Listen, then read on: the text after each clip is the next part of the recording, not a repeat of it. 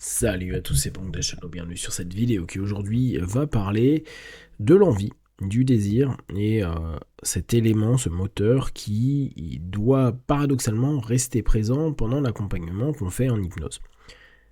La plupart du temps, les hypnos, et ce qui est bien normal par rapport aux demandes qu'ils peuvent avoir, se disent il faut que j'aille le plus rapidement possible à un résultat qui permettra à la personne qui vient de se sentir mieux.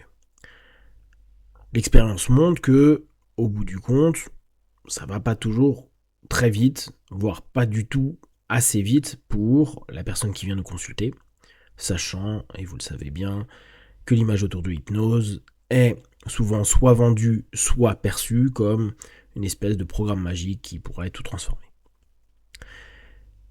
Un des points qui peut poser question, c'est le rapport motivationnel, même si on peut dire la motivation se trouve dans le conscient et donc paradoxalement peut ne pas avoir beaucoup d'efficience sur le subconscient. Seulement, à partir du moment où il n'y a plus de motivation, ça va être compliqué même pour le conscient de venir, de faire des sessions et potentiellement suivre les prescriptions de tâches, les différents exercices que le praticien peut lui proposer. Déjà, quand des gens sont motivés, on s'aperçoit qu'ils ne font pas la moitié de ce qu'on demande. Quand ils ne le sont pas, compliqué. Du coup, il peut être intéressant quand c'est pas des sessions magiques, c'est-à-dire en 2-3 fois, vous arrivez, 2 ou 3 fois, vous arrivez à ce que la personne se sente mieux. Alors, vous y arrivez. Son subconscient est prêt, tout est prêt, on est bien d'accord, il y a un ensemble d'éléments. Si vous savez que ça va durer, il est utile de se poser la question du niveau d'envie que la personne doit encore déployer pour maintenir son accompagnement. Je m'explique. Je le sais par expérience, et notamment au travers des séminaires, donc des échanges que j'ai avec les praticiens, que beaucoup de personnes préfèrent faire des longues sessions en partant du postulat qu'on va gérer au maximum de choses pendant la session. J'entends complètement l'idée, et si ça convient, pourquoi pas. Ce qui fait que parfois certaines personnes, ce qui est assez rare, ça peut durer 2 heures, 3 heures, 4 heures, la session.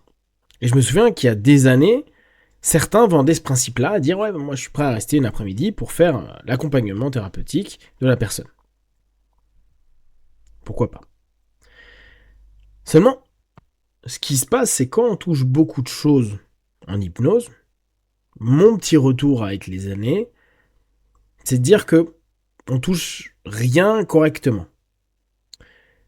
Je pense que vous avez tous testé, surtout à vos débuts, de toucher plein de problématiques, ou tenter, dans une régression à la cause, quand on a un rapport causal, de permettre d'aller atteindre les différentes ramifications qu'il y a, donc lancer des suggestions, ou aller nettoyer une des ramifications, revenir sur la cause, voir s'il y en a d'autres, etc. Et factuellement, sur la grande majorité, c'est pas génial. Du coup, on sait bien que faut du temps pour aller travailler sur une source et déjà gérer cette source-là. Et après, a posteriori, on verra s'il y a encore des petits, s'il y a des repousses, s'il n'y avait pas d'autres choses qu'on n'a pas vues. Bref, il y a plein de choses qui peuvent se passer.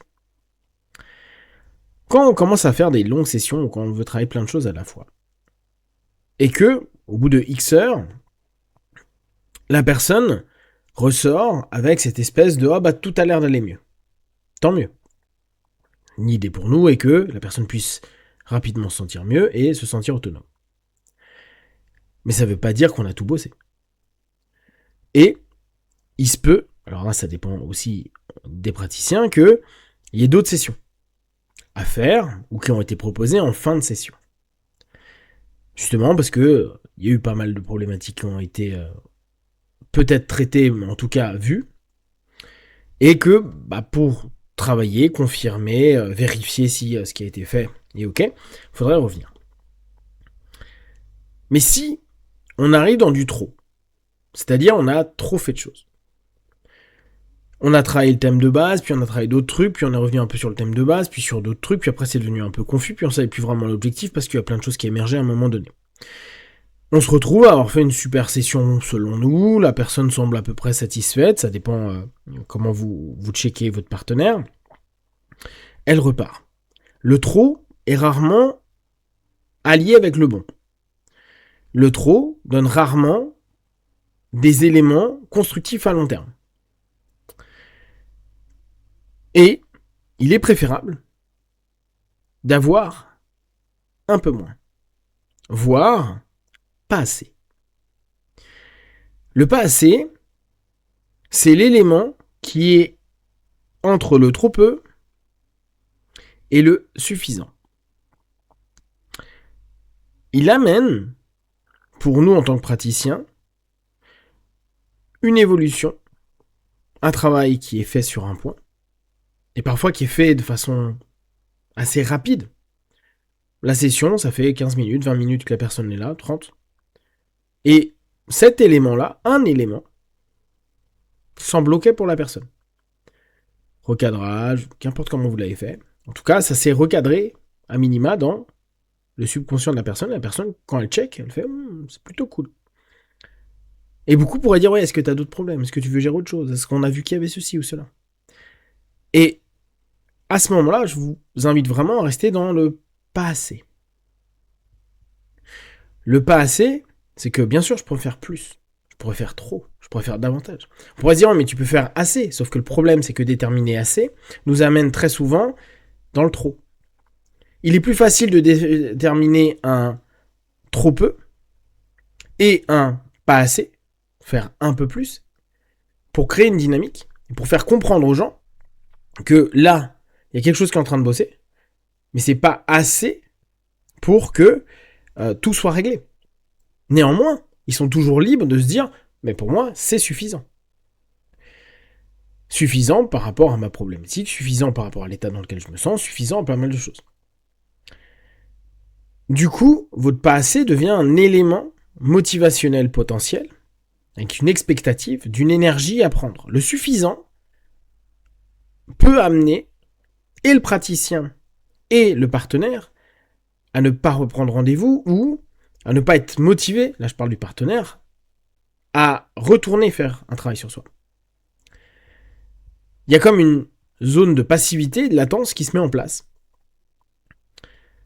Avec cette notion de oh ça va, donc une espèce de notion qui est cool, et tant mieux si la personne se sent bien. Et je pense que beaucoup d'hypnos l'ont vécu en se disant merde, ça avait commencé à bien bouger.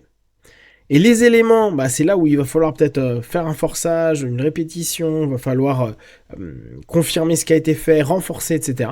Et la personne ne vient pas. Par contre, elle revient 3 mois plus tard en disant ça a bien marché pendant 3 mois, et puis là maintenant c'est pas ok. Parce qu'elle n'est pas revenue justement, parce que c'était assez, et pas encore dans l'envie. C'est-à-dire pas dans cette dynamique qu'on doit, ou qu'on aimerait attendre d'une personne qui vient en cabinet.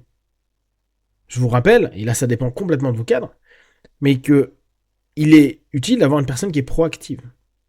Et pas une personne qui suit un diagnostic, qui suit quelqu'un qui dit va voir cette telle personne ou autre. Une personne qui est proactive. D'autant plus en hypnose. Proactive, ça veut dire bien sûr venir, mais être actif pendant la session, actif post-session, et ne pas hésiter à être réactive pour redonner, ou reprendre un rendez-vous, ou continuer son cheminement. La notion du pas assez, pour moi, elle est primordiale en hypnose, mais aussi dans plein d'autres domaines du quotidien, et elle est préférable à la notion du trop. Elle nous amènera constamment dans une dynamique, alors que le suffisant et le trop vont nous emmener soit dans une passivité, soit dans un engorgement d'un ensemble d'éléments qui, au bout du compte, ne traitera jamais rien, ou jamais, j'exagère, mais rarement bien des éléments qui ont été touchés. Si vous avez des questions, des remarques, n'hésitez pas. Et comme d'habitude, de tout ce que je propose, ne prenez que ce qui est bon et juste pour vous tester, observer, analyser et conclure. Be one, ciao.